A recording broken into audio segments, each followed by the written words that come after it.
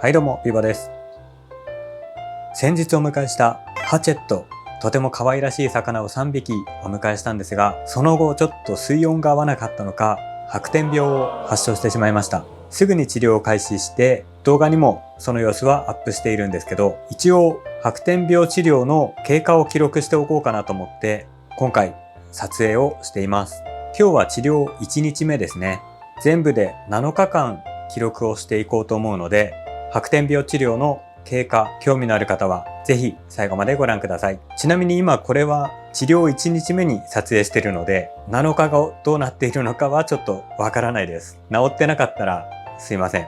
治療の内容としては、1日1回アグテンという白点病の治療薬を投薬します。その際水槽が青色に染まるんですけど、翌日まだ薬が残っているようだったらその日は投薬をしません。ただ基本的には1日1回アグテンを投薬していきます。今回水槽にヒーターを設置したんですけど、これは白点病治療を早期に終わらせるために設置をしています。このあたりの仕組みについては前回の動画でアップしているので、動画概要欄からご覧ください。まず今回の白点病治療の概要を説明します。使う薬はこちらのアグテン、水草にも安心の白点病お腐れ症状水カピ病の治療薬です。これを1日1回こちらのシリンジで 2.5g 投薬をします。投薬の頻度は1日1回はちょっと多いかもしれないんですけど、今回はそれで行います。そして外部フィルターは稼働させたまま治療をします。外部フィルターの中には活性炭やゼオライトなどの薬を吸着しちゃうようなものは入っていません。ただ露剤はサブストとか入っているので、そこで若干吸収はされちゃうかもしれないですね。水槽の中にはヒーターを設置していて、水温は29度設定で治療を行います。それとこの動画の中で白点病、白点虫、寄生虫、魚の海鮮虫と呼び方が迷走してるんですけど、これは全て同じものを指していると思ってください。なかなか撮影しながら的確な用語を使うのが難しかったです。この動画内では全部同じものを指しています。では1日目の様子、現在のこの水槽の様子なんですけど、すいません、アグテンはもう入れてしまいました。入れた後に動画撮ろうと思ったので、アグテンは入れてるんですけど、あんまり青色っていう感じはしないですね。入れた直後はやっぱり飼育水が青く染まるんですけど、今はそんなに青いっていう感じはしないですね。ではハチェットの様子を見ていきましょう。はい、この中央に映ってるのがハチェットなんですが、この個体は白点の症状が見られないかな。昨日確認した時は3匹ともヒレに点が1個2個ついてたんですけど、この個体は今見た感じだとその点が消えてますね。点が消えたからといって治ったというわけではなくて、今水槽内に白点の病原菌というんでしょうかね、それが水槽内に漂っている状態です。この漂ってるやつをアグテンで退治するっていうのが白点治療の流れですね。この個体は白点ついてますね。おでことヒレと尾びれにもついてますね。ちょっと増えてしまった感じです。体調はどうなんでしょうね。見た感じではわからないんですけど、今暴れている感じがするのは多分撮影のためにライトをつけたから驚いてるんだと思います。ちょっと白点が増えましたね。3匹目、こちらはどうでしょう。お尻のところに白点が増えましたかね。背びれにもついてますね。背びれについてなかったはずなんですけど、白い点が2つ増えてますね。まだ投薬1日目なので白点がいきなり減るということはないのかな。ヒーターで温めてるので白点のサイクルが早まるという話なんですよね。この体についた白点がいつ離れるか気になりますね。とりあえず1日目はこんな感じです。若干白点が増えたかなという印象。引き続き治療の方を続けていきます。白点病治療2日目です。前日とだいたい同じ時間に撮影しているんですが、アグテンの青色はほぼ消えています。この水槽では1日経つとアグテンの青色がなくなって無色透明、元の水槽に戻るようです。ハチェットの様子はというと、こちら今3匹固まっていますけど、ほとんど変化はないですね。ちょっと背中の白点が消えたかなという感じです。ただお腹の方に点が増えた子もいるので、全体的には変わってないですね。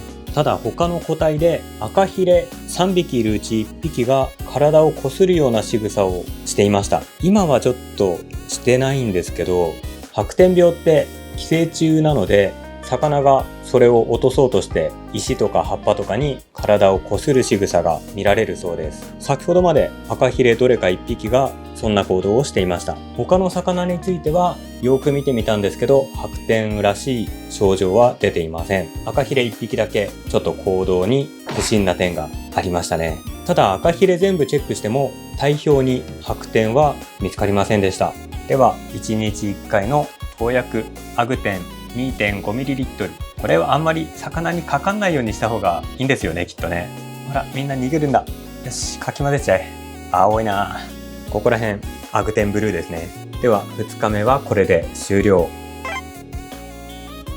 白天病治療3日目、今日も特別変化はないですね。ハチェットからは白天がついたり消えたりっていう感じで、他の魚には特に変化はありません。アカヒレが1匹暴れてたような気がするんですけど、今日はそんな感じがしないですね。どの子が体こすってたかもわからないですね。じゃあ今日は特別ご報告することもないので、もう一回アグテンを入れていきましょう。よいしょ。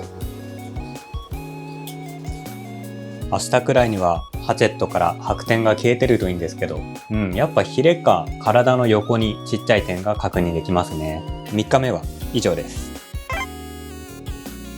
本日は4日目ですね。魚の状態は白点はほぼ見えなくなりました。ただこれは治療が完了したっていうわけではなくて、体表についてた白い点、寄生虫らしいんですけど、それが水槽の中に放出されたっていう状態みたいですね。なので今回は水替えを行います。今水槽の中に漂ってる白点病の元というか寄生虫、これが今漂ってる状態だと思うので、水替えをして水槽の外に排出します。水替えはどのくらいでしょうね。3分の1から半分ぐらいでいいのかな。ちょっと水替えをしていきます。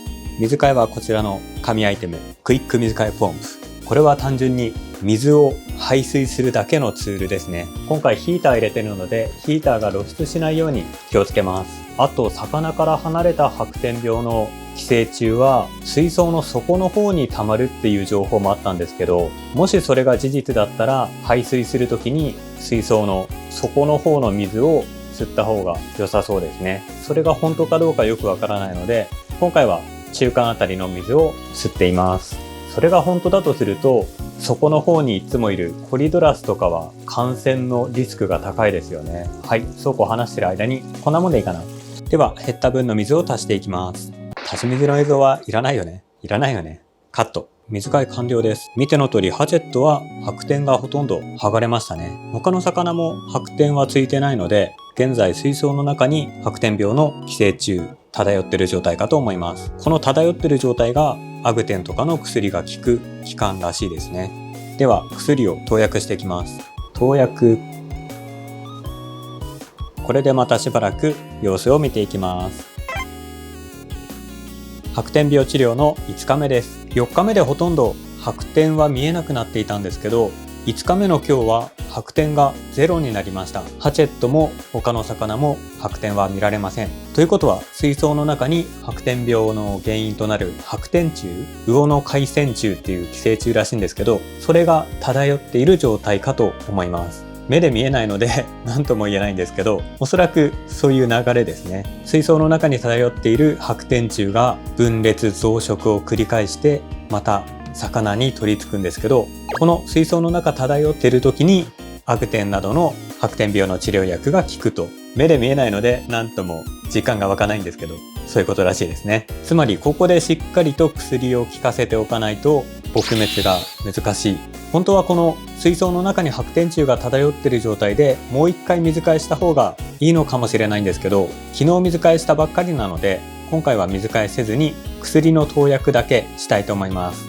アグテン 2.5ml。 これで水槽内漂っている白点虫が全部消えてくれるといいんですけどね。治療は1週間をめどにしているので、あと2日頑張っていきます。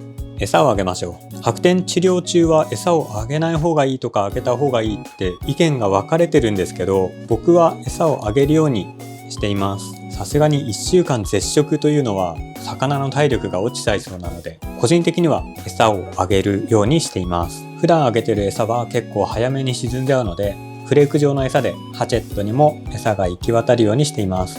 ただフレーク状の餌ちょっと大きいのでちょっと食べづらそうですね。ちっちゃいやつを食べてる感じがします。稚魚用の細かい餌とかは結構食べてくれますね。では治療5日目はこんな感じで終了です。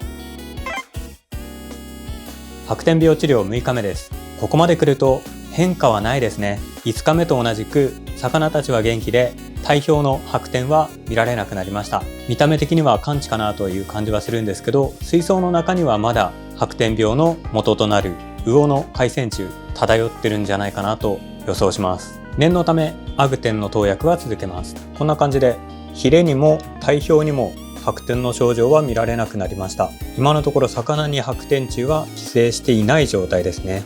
他の魚たちも全く綺麗な体です。アグテンを投薬します。